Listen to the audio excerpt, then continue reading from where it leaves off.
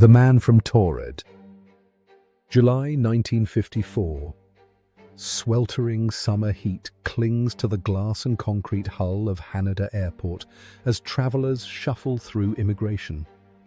A sharply dressed man in his 30s, speaking both French and Japanese, steps forward and presents a passport stamped Taured, a nation unknown to any atlas.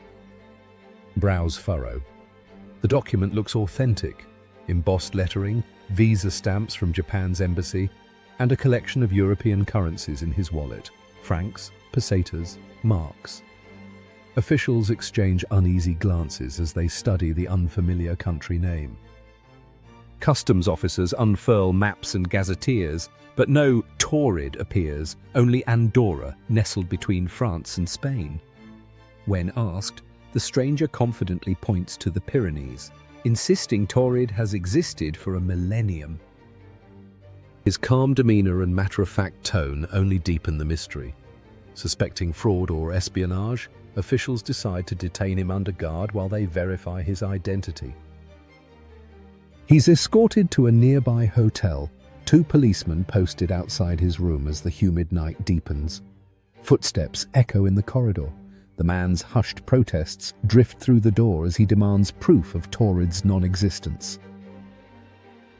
Outside, the guards exchange nervous glances, questioning among themselves how a passport so flawless could bypass verification. But by dawn, the room is empty. No broken locks, no footprints, nothing to explain how he slipped past two vigilant officers. His documents, the currencies, even his shoes remain behind, as if he simply dissolved into the thin morning air. Tabloid retellings embellished his escape. Some claimed he vanished through a dimensional rift, others that guards fell into inexplicable slumber.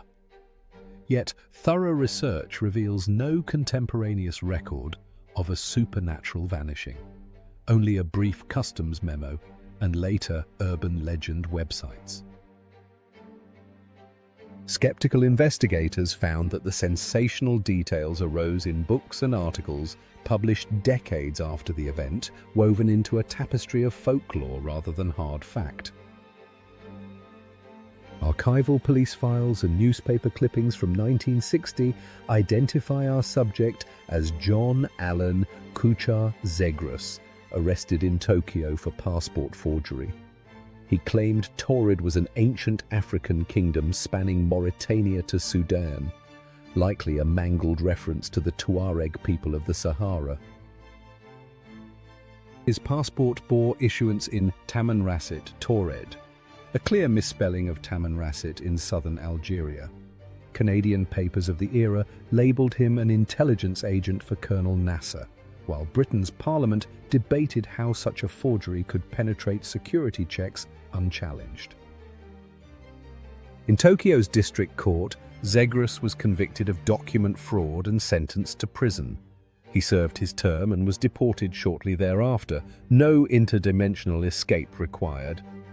Post-trial reports dryly note his calm demeanor and meticulous craftsmanship in counterfeiting, traits more fitting a cunning forger than a time traveler.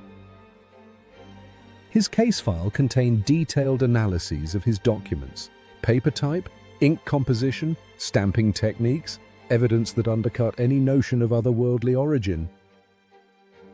Legends sprout where gaps in the record exist: a scant customs memo, a misplaced accent on Tuareg, and our hunger for the inexplicable.